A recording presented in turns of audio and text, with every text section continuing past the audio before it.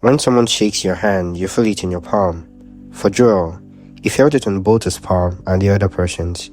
When he watched a stranger stub their toe on television, pin shot through his own foot. When he saw someone being patted on the back in a crowded room, he felt the pat land on his own shoulders.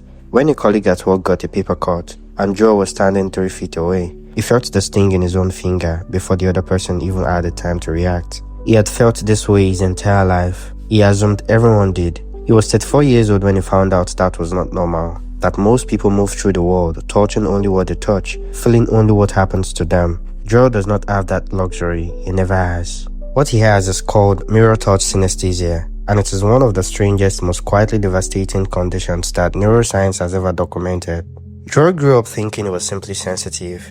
That was the word people used. Sensitive, too emotional, too reactive, too much. He couldn't watch surgery scenes in movies, not because they were graphic, he knew it was fiction, but because he felt the incision, a cold, precise pressure somewhere on his own body, depending on where the cut was made on screen. He avoided hospitals, he avoided busy streets, he avoided crowded parties. Not because he was antisocial, but because being in a room with 30 people meant being bombarded with 30 simultaneous streams of physical sensation that weren't his. Handshakes were the worst. The moment skin met skin, something fired on his nervous system that shouldn't have. He learned to keep his hands in his pockets. He learned to smile and nod from a distance. He built a life organized around minimizing contact with a world that never stopped touching itself. His relationship suffered. His first serious partner couldn't understand why Joel sometimes flinched when she was the one being bumped into, why he winced at things that hadn't touched him, why he sometimes needed to leave a room that to her felt perfectly ordinary.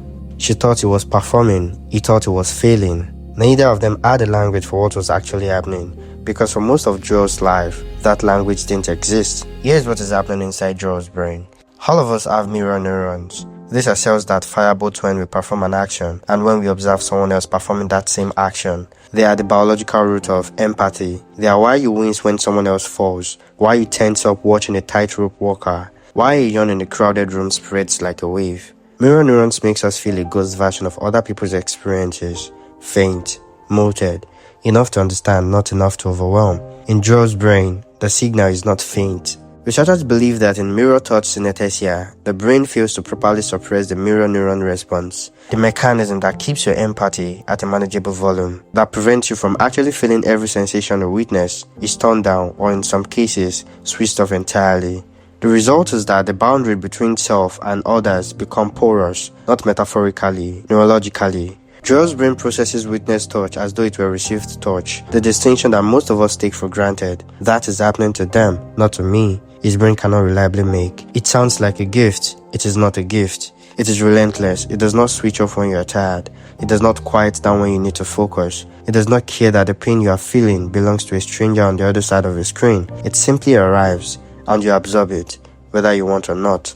Researchers estimate that roughly 1.6% of the population may have some form of mirror touch synesthesia. Most of them, like Joel, have never heard the term. They have simply spent their lives trying to explain something that, until recently, science barely acknowledged existed. There is something else about Joel's case that the researchers found remarkable. Despite everything, despite the overwhelm, the isolation, the years of not knowing why he was the way he was, Joel was one of the most accurate readers of other people's emotions that the research team had ever encountered. Put him in a room with someone in pain and he didn't just notice it. He knew exactly where it was. He could identify it before the person had spoken a word. He felt it land in his own body and used that feeling as information. His condition, the thing that had caused him so much, was also in some precise and painful way the thing that made him deeply, extraordinarily attuned to other people. He had spent 34 years trying to build walls between himself and the world. And the whole time, those walls were the ones making him suffer, not the feeling, the fighting of it. His therapist, once he finally found one who understood what he was dealing with, didn't try to eliminate the sensation. She helped him learn to observe it, to feel it without being consumed by it, to say, this is arriving, and it is not mine, and I can let it pass through. It took years, it is still ongoing, but it shakes hands now.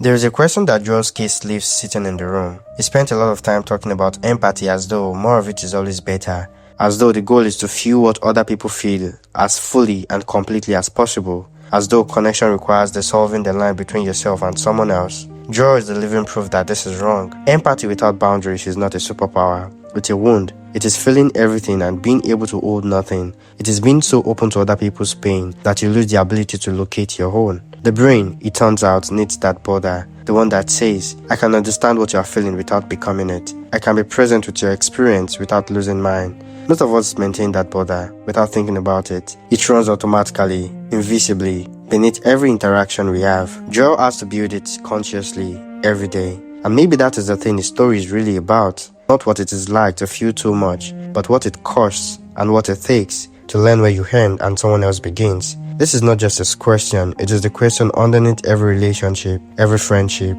every moment of genuine human closeness. It just feels it more literally than the rest of us.